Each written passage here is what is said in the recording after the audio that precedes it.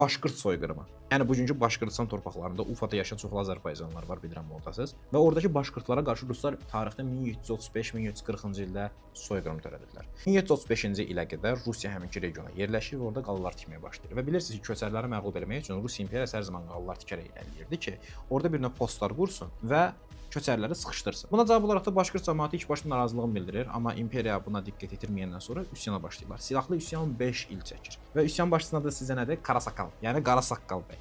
Qara Saqqal bəy bazarda qədər döyüşsə də sonda Rus imperiyasının üstün texnologiyası qarşısında dirəniş göstərə bilmir. Amma 5 illik mübarizəsi yetər idi ki, biz onların nə qədər qəhrəman olduğunu anlayaq. Sonda ruslar görür ki, savaş uzanır, əhaliyə hücum edir. 40 min yerli əhalinin öldürüldüyü deyilir. Yəni bu bir növ soyqırımdır. Ona görə biz buna həm də Başqırt soyqırımı deyirik. Başqırt soyqırımından sonra həyatda qalanların da əksəriyyəti Rusiya ordusuna daxil edilir və Estoniya cəbhəsinə göndərilir. Yəni ki, Rusiyanın digər cəbhələrində Rusiya üçün savaşsın və beləliklə Başqırtların sayı böyük ölçüdə azalır. Amma bu üsyanın başqa bir üstünlüyü bu olur ki, Rusiya imperiyasının Orta Asiyaya işğallarının, hücumlarının bir növ saxlaya bilir. Qısa müddətlikdə olsa, beləliklə Orta Asiyanın işğalı biraz gecikir Rusiya üçün.